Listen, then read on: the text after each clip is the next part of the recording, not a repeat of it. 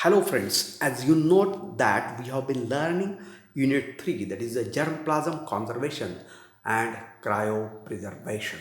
In the last lecture we have seen the methodology, that is nothing but the most important method of conservation of germplasm that was we have studied in the last lecture is cryopreservation.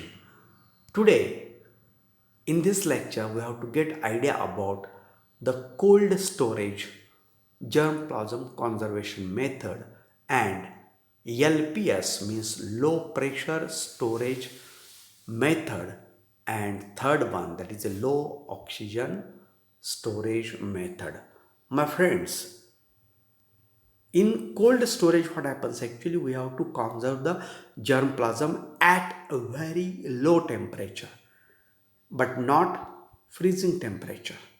That is the temperature in between 1 to 9 degrees centigrade we have to use for the conservation of a germplasm in this cold storage method. What happens actually in this cold storage method? Actually, the growth of germplasm is slowed down, only slowed down. But what we have seen in the last lecture, that is in a cryopreservation, actually in the cryopreservation of a germplasm, there is a growth of the germplasm is totally stopped. So complete stoppage of a growth takes place in cryopreservation, but in case of cold storage method, such things are not happening. Hence, cold storage method is known as a slow growth germplasm conservation method. My friends, you have to keep in mind. Now, what is actually major advantage of this cold storage method over the, we have to say that the studied last cryoprotected method, because in the cold storage method the cryogenic injuries never takes place. In the cryopreservation, actually cryogenic injuries takes place to the stored germplasm, but here that is not possible. Now, long term cold storage is a simple, cost effective, and yields a germplasm with a good survival rate, isn't it? Many in vitro developed shoots plants of the fruit tree species have been successfully stored by using cold storage method. One interesting thing I will tell to you. Some examples are there: the grape plants, strawberry plants, virus free strawberry plants could be preserved at 10 degrees centigrade for 6 years only with addition of a few drops of a culture medium periodically. That is once in a 2 to 3 months we have to, friends, say that. So this cold storage method has a very easy, again, outputs are very easy. Whenever we will take out the germplasm from this conservation method, from the storage, this cold storage, at that time viability rate is too much, isn't it? Several grape plants have been stored for over 15 years. 15 साल जर ग्रेपचे काही plant आपण 9 degree सेंटीग्रेडला cold storage मेथडला store केले तर 15 वर्ष ते राहू शकतात. So this method is also very easy for the transporting also. So this is all about the cold storage method. Now another methodology we have to study, that is of a LPS. That is a LPS means low pressure storage. Definitely we have to store the germplasm wherever we have lowered down the pressure, atmospheric pressure. So in low pressure storage, the most atmospheric pressure surrounding the plant matter is reduced, isn't it? And whenever we reduces the atmospheric pressure on the germplasm, at that time definitely there is a reduction in the growth of the plant. So this results in a partial decrease of a pressure exerted by the gases around the germplasm. The lowered partial pressure reduces the in vitro growth of a plant, of a organized and unorganized tissue. So with this method we can preserve not only the plantlets or sampling, but we can preserve the unorganized mass of a tissue also. So this low pressure storage useful for the short term and long term storage of the plant material. The short term storage is particularly useful to the shelf life of many plants. No, means what actually we know that actually we are having in our houses shelf is there, कपाट आहे, त्या कपाटामध्ये आपण बरेच plant ठेवतो किंवा इतर ठिकाणी आपण ठेवतो. तर त्या प्लॅनचं लाईफ जे आहे ते शॉर्ट लाईफ जर आपल्याला थोडंसं वाढवायचं असेल shelf life, then it is possible with policy. In case of the fruits whatever we are using, whatever vegetables we are using, whatever cut flowers we have been using, cuttings of the flower we are using, plants using, so we can. So what happens actually, suppose one example I will tell to you my friends, very simple for this one. Suppose we are having in our hand one of the cutting of a rose plant, isn't it, cuttings of the rose plant, and that we want to take from one state to another state by railway. It takes actually 4 days. We have taken from Maharashtra, we want to take to the Jammu Kashmir or Kanyakumari, and then we are traveling by bus or by we have to say that train takes actually 4 days, 3 days, or what sort of the things are there. In such a cases we can store these things or keep these things at low pressure storage, maintain that in one, and that we can use. So that are there. Besides the germplasm preservation, LPS reduces the activity of a pathogenic organisms. Means suppose to the cut parts of the rose flower sticks are there with us, and some pathogens wants to attack, so that the attack is not possible. That injury or that entry of a pathogen or damage which is caused by the, because of only low pressure we have maintained around that germplasm, isn't it? So what happens actually at that low pressure storage, there is a growth of the spores or pathogenic organism, spores of the pathogenic organism which are causing damage to the cut flowers, to the fruits, that get reduced. So that is possible, my friends. Now another method which is very very interesting, that is a low oxygen storage method, means LOS is there. In LOS what happens? Definitely that title itself tells of that method.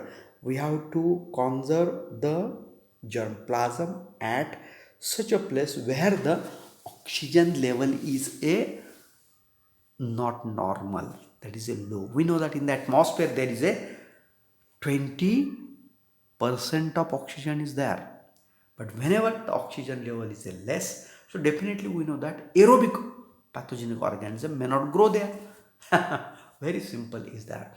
In LOS the oxygen concentration is reduced, but atmospheric pressure is maintained. We have not reduced their atmospheric pressure, which we have learned in the last methodology. In last slide we have got idea. So here that is possible by addition of inert gases, particularly nitrogen. So we have to take the help of a nitrogen to reduce, in the sense definitely we know that a specific concentration of a atmospheric gases is there. In that one we have reduced the atmospheric concentration of a, or we have to say that the amount of a oxygen, and we have increased the amount of nitrogen. The partial pressure of the oxygen below the 50 mm mercury reduces the plant tissue growth.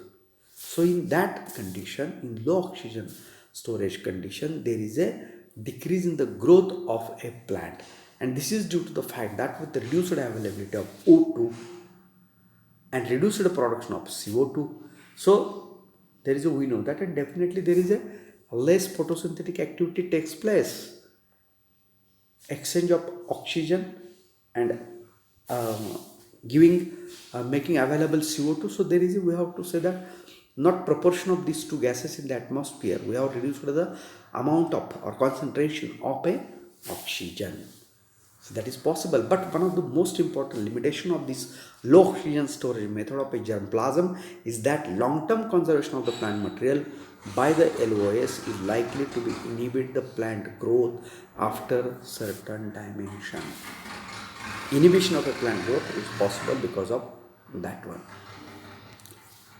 Now this is the actually sketches that we will be able to see of that methodology. Here we know that actually normal atmospheric storage is there. In that one, concentration amount 20% of oxygen, 78% of a nitrogen is there. When low pressure storage, here in case of atmospheric pressure is reduced here, atmospheric pressure is reduced by reducing other gases 2% is there, 78% of a nitrogen is there, and 20, so his atmospheric pressure is reduced. And low oxygen in the sense, here the 20% normal oxygen is present, but that is reduced up to the 10%. We know that normal 78% of oxygen is there in the atmosphere, and that we have reduced up to the 90%. 90%. So there we will be able to see that this diagrammatic representation of a low oxygen storage, this one.